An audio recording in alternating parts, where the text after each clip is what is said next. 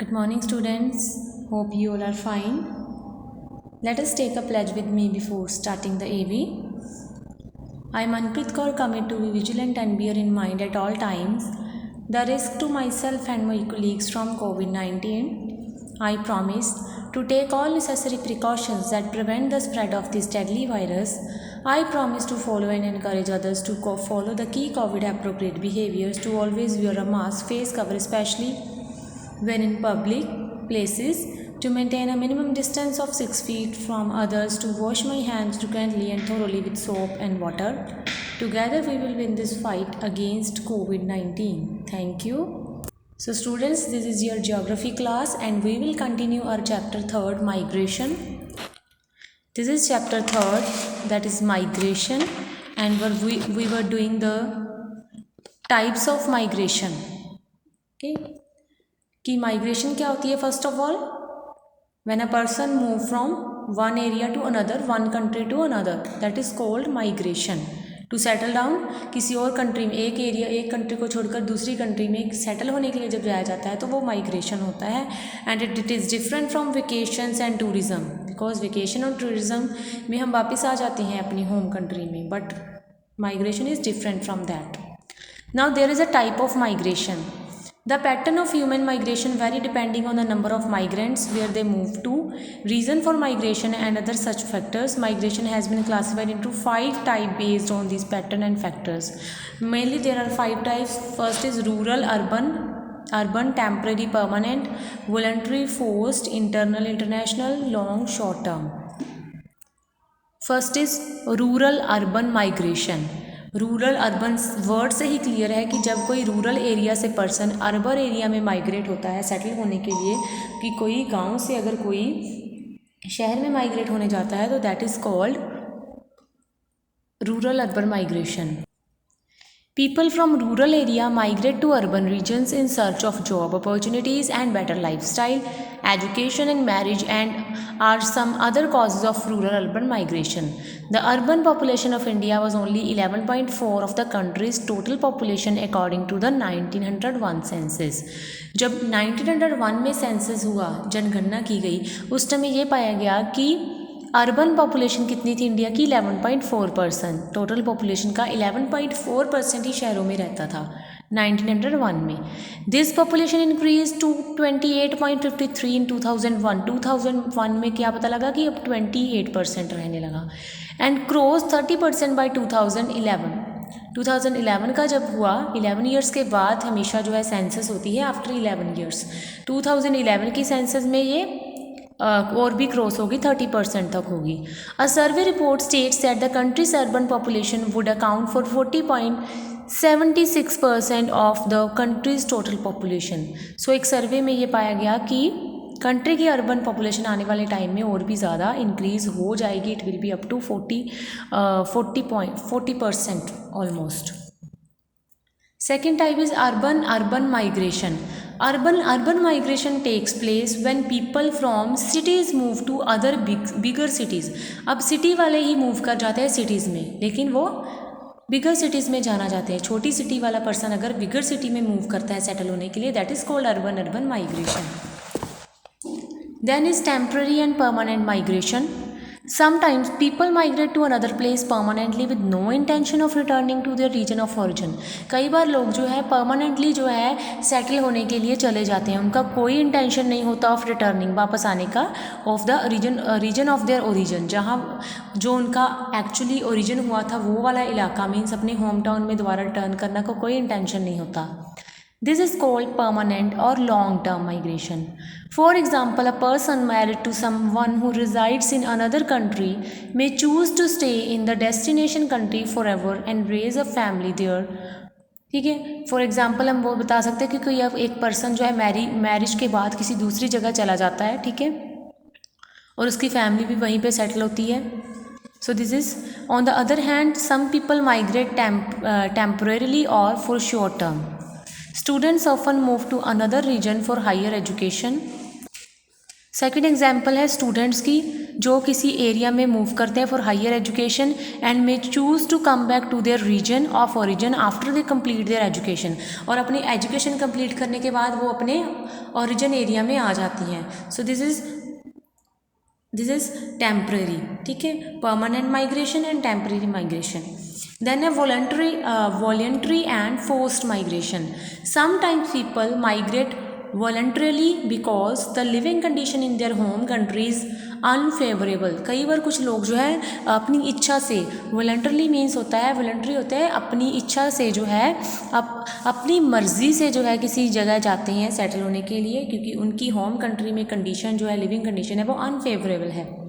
Sometimes they are made to leave a country by the government और authorities, लेकिन कई बार उनको फोर्स किया जाता है बाय द गवर्नमेंट और बाय द अथॉरिटीज़ कि उनको अपनी कंट्री छोड़ के जाना पड़ता है। So this is forced migration, ठीक है। Depleting resources, pollution and disappearance of erstwhile means of livelihood also force people to migrate. कई बार एक तो हो गया कि गवर्नमेंट और अथॉरिटी उनको फोर्स करती है, वो फोर्स माइग्रेशन होता है। कई बार जो होता है पोल्यूशन की वजह से रिसोर्सेज नहीं है प्रॉपर उनके एरिया में, ठीक है, और उनके जो है मतलब रहने सहने का ढंग नहीं ठीक है, प्रॉपर उनको नहीं मिल रही फैसिलिटीज़, सो लोगों को फोर्सफुली जाना पड़ता है, माइग्रेट होना पड़ता है मजबूरी से। फॉर एग्जांपल वैनिशिंग फार्मलैंड्स और pollution of water bodies affect the livelihood of fisherman and make them migrate to other reason.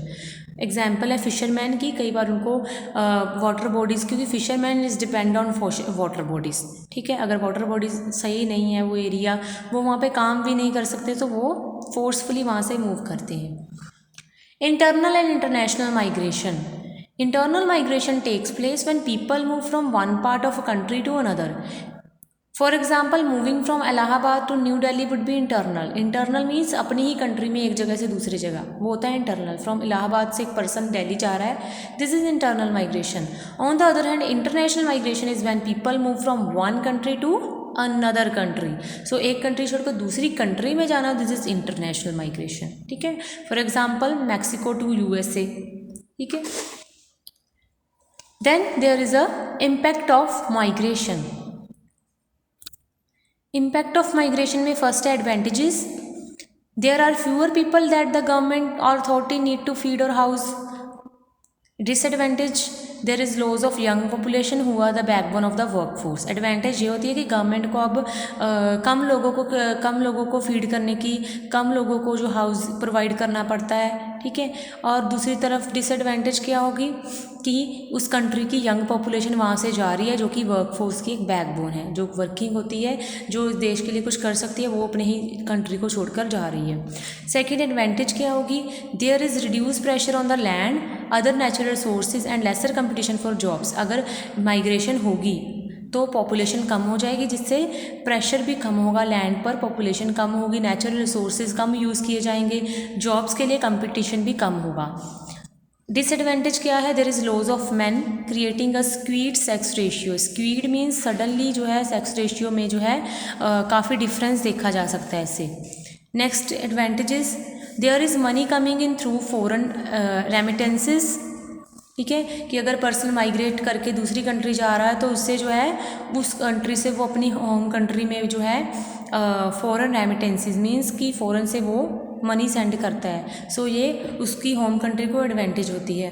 लेकिन डिसएडवांटेज क्या है, the government needs to care for the elderly besides dealing with the high death rates.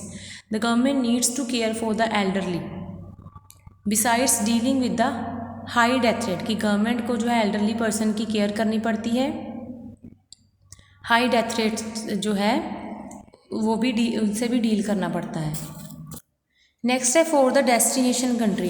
पहले था for impact of migration on the country of origin, जिस country को person छोड़ के जा रहा है उस कंट्री को कौन से एडवांटेज हो गए और डिसएडवांटेज हो गए। अब जिस कंट्री में वो जा रहा है, डेस्टिनेशन कंट्री, कि जिस कंट्री में वो सेटल होने के लिए जा रहा है उसको कौन से फ़ायदे और नुकसान होंगे। एडवांटेजेस क्या होंगे, the government can overcome labour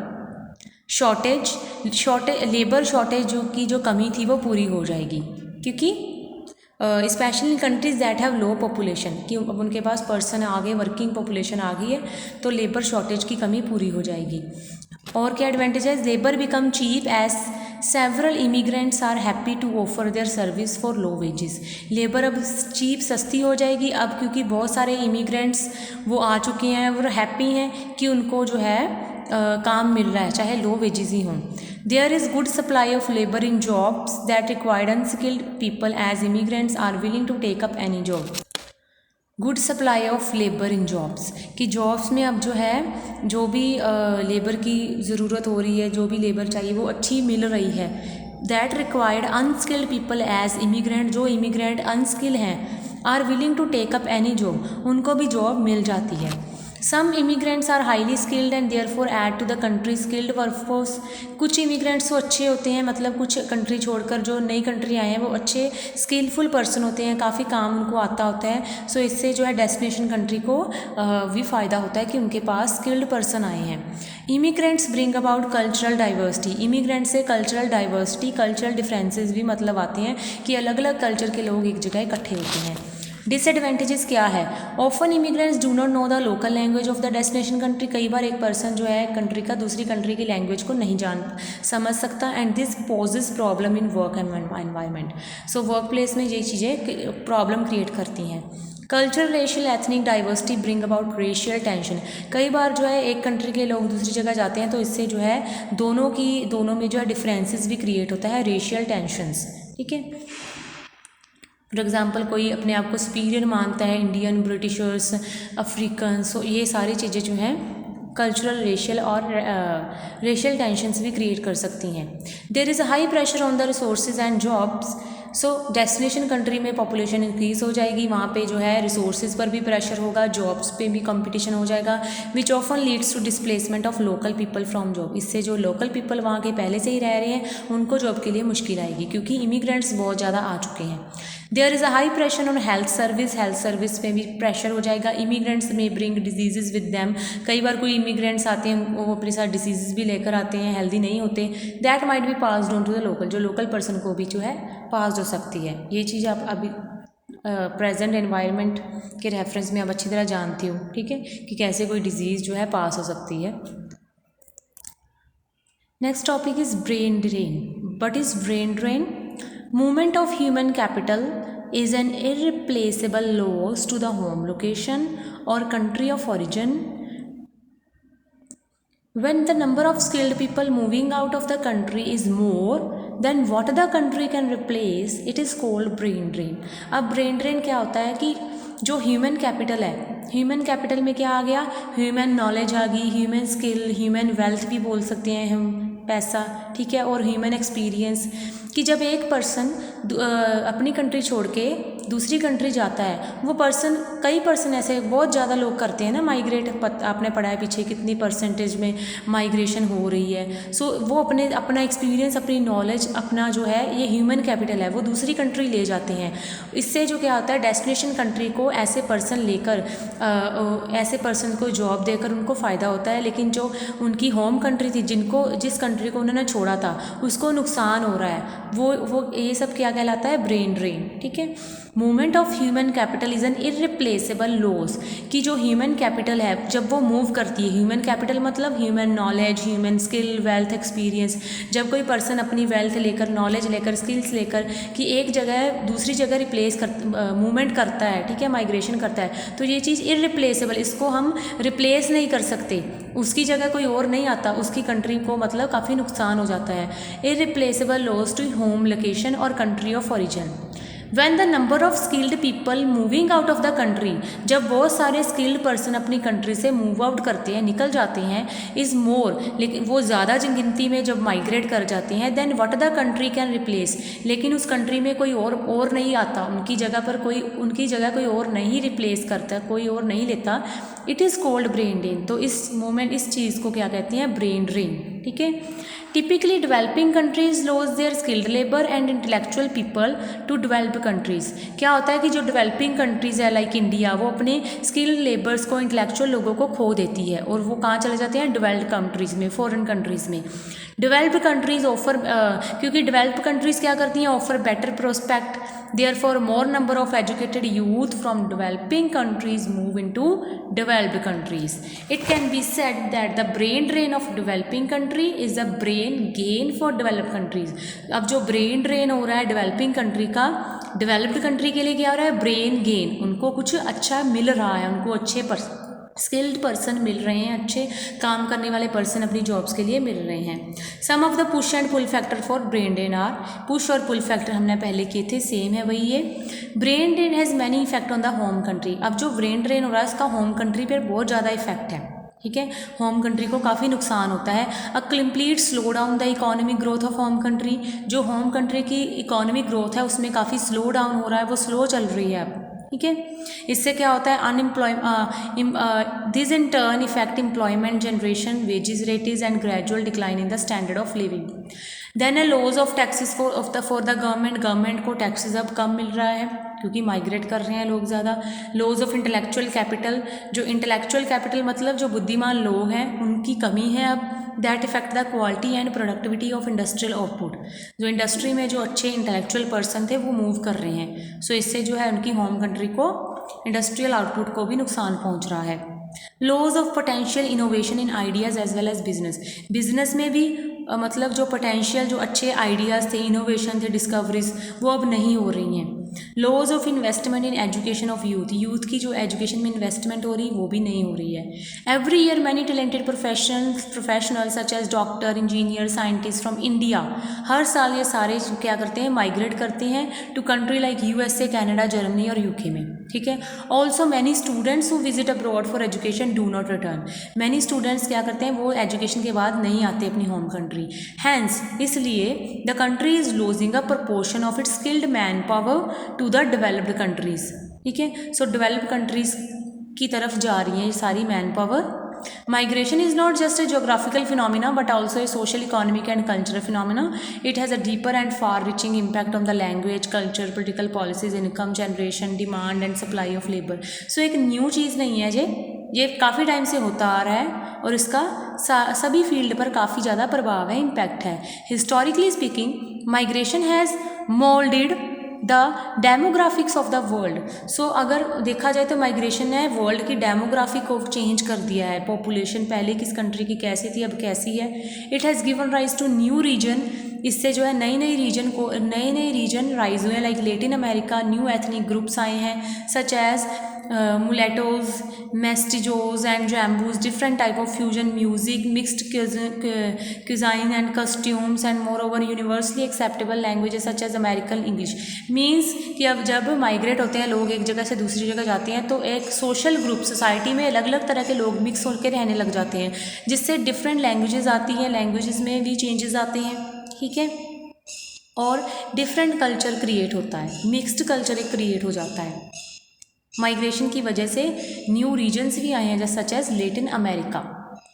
so this was your chapter migration. Hope you understand well. Goodbye to all students.